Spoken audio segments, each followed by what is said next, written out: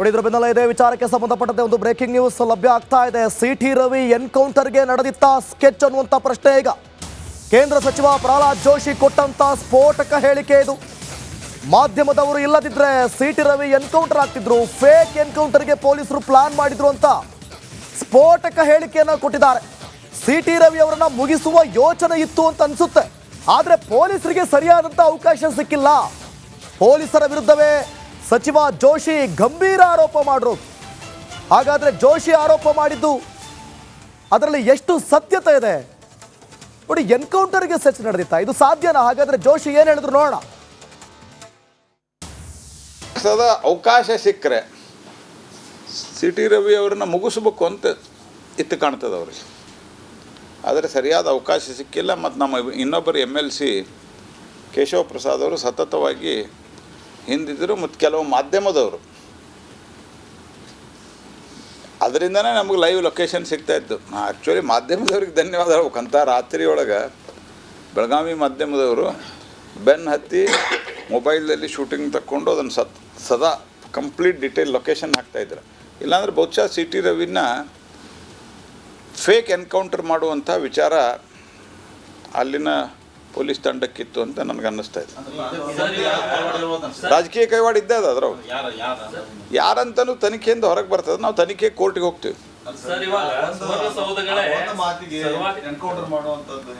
ಬರೀ ಅದು ಒಂದೇ ಕಾರ್ಡ್ ಅಲ್ಲ, ಅದು ಒಂದೇ ಕಾರಣ ಅಂತ ನಾ ಹೇಳಲ್ಲ. ಈ ರೀತಿ ಒಬ್ಬರನ್ನ ಮಾಡಿಬಿಟ್ರೆ BJP ಯಾವುದೇ ಆಕ್ಟಿವಿಟಿ ಮಾಡಲ್ಲ ಅಂತ ಹೆದರ್ಕೊಂಡು. ಉಳಿದ್ರ ಬೆನ್ನಲ್ಲೇ ಇದೇ ವಿಚಾರಕ್ಕೆ ಸಂಬಂಧಪಟ್ಟಂತೆ ಒಂದು ಬ್ರೇಕಿಂಗ್ ನ್ಯೂಸ್ ಲಭ್ಯ ಆಗ್ತಾ ಇದೆ. ಸಿಟಿ ರವಿ ಎನ್ಕೌಂಟರ್ಗೆ ನಡೆದಿತ್ತ ಸ್ಕೆಚ್ ಅನ್ನುವಂಥ ಪ್ರಶ್ನೆ ಈಗ ಕೇಂದ್ರ ಸಚಿವ ಪ್ರಹ್ಲಾದ್ ಜೋಶಿ ಕೊಟ್ಟಂತ ಸ್ಫೋಟಕ ಹೇಳಿಕೆ ಇದು. ಮಾಧ್ಯಮದವರು ಇಲ್ಲದಿದ್ರೆ ಸಿಟಿ ರವಿ ಎನ್ಕೌಂಟರ್ ಆಗ್ತಿದ್ರು, ಫೇಕ್ ಎನ್ಕೌಂಟರ್ಗೆ ಪೊಲೀಸರು ಪ್ಲಾನ್ ಮಾಡಿದ್ರು ಅಂತ ಸ್ಫೋಟಕ ಹೇಳಿಕೆಯನ್ನು ಕೊಟ್ಟಿದ್ದಾರೆ.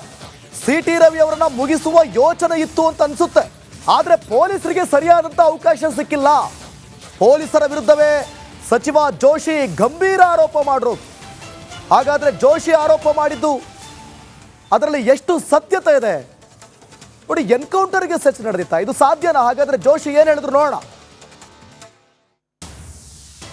ಅವಕಾಶ ಸಿಕ್ಕರೆ ಸಿಟಿ ರವಿ ಅವರನ್ನ ಮುಗಿಸ್ಬೇಕು ಅಂತ ಇತ್ತು ಕಾಣ್ತದೆ ಅವ್ರಿಗೆ, ಆದರೆ ಸರಿಯಾದ ಅವಕಾಶ ಸಿಕ್ಕಿಲ್ಲ. ಮತ್ತು ನಮ್ಮ ಇನ್ನೊಬ್ಬರು MLC ಕೇಶವ ಪ್ರಸಾದ್ ಅವರು ಸತತವಾಗಿ ಹಿಂದಿದ್ದರು, ಮತ್ತು ಕೆಲವು ಮಾಧ್ಯಮದವರು ಅದರಿಂದನೇ ನಮಗೆ ಲೈವ್ ಲೊಕೇಶನ್ ಸಿಗ್ತಾಯಿತ್ತು. ಆ್ಯಕ್ಚುಲಿ ಮಾಧ್ಯಮದವ್ರಿಗೆ ಧನ್ಯವಾದ ಹೇಳ್ಬೇಕಂತ ರಾತ್ರಿ ಒಳಗೆ ಬೆಳಗಾವಿ ಮಾಧ್ಯಮದವರು ಬೆನ್ನು ಹತ್ತಿ ಮೊಬೈಲ್ದಲ್ಲಿ ಶೂಟಿಂಗ್ ತಕ್ಕೊಂಡು ಅದನ್ನು ಸದಾ ಕಂಪ್ಲೀಟ್ ಡಿಟೇಲ್ ಲೊಕೇಶನ್ ಹಾಕ್ತಾಯಿದ್ರು. ಇಲ್ಲಾಂದರೆ ಬಹುಶಃ ಸಿಟಿ ರವಿನ ಫೇಕ್ ಎನ್ಕೌಂಟರ್ ಮಾಡುವಂಥ ವಿಚಾರ ಅಲ್ಲಿನ ಪೊಲೀಸ್ ತಂಡಕ್ಕಿತ್ತು ಅಂತ ನನಗೆ ಅನ್ನಿಸ್ತಾ ಇದೆ. ರಾಜಕೀಯ ಕೈವಾಡ ಇದ್ದೇ ಅದು ಅದ್ರ ಯಾರಂತನೂ ತನಿಖೆಯಿಂದ ಹೊರಗೆ ಬರ್ತದೆ. ನಾವು ತನಿಖೆ ಕೋರ್ಟಿಗೆ ಹೋಗ್ತೀವಿ.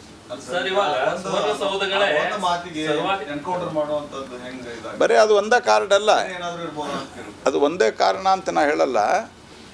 ಈ ರೀತಿ ಒಬ್ಬರನ್ನ ಮಾಡಿಬಿಟ್ರೆ BJP ಯಾವುದೇ ಆಕ್ಟಿವಿಟಿ ಮಾಡಲ್ಲ ಅಂತ ಹೆದರ್ಕೊಂಡು.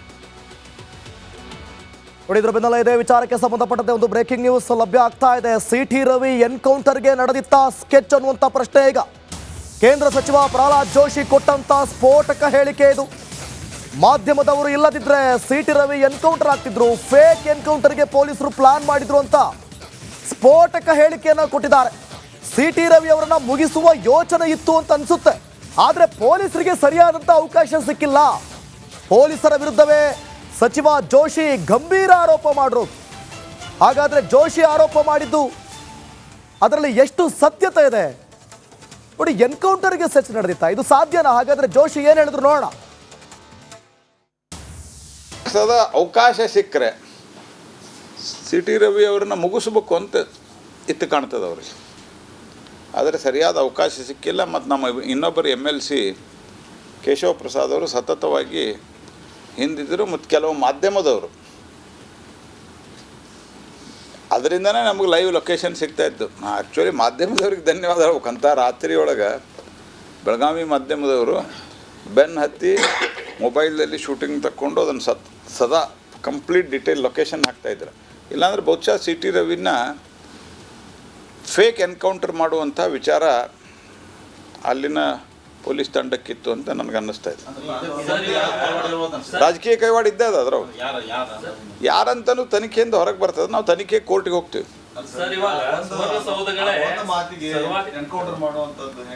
ಬರೀ ಅದು ಒಂದೇ ಕಾರ್ಡ್ ಅಲ್ಲ, ಅದು ಒಂದೇ ಕಾರಣ ಅಂತ ನಾ ಹೇಳಲ್ಲ.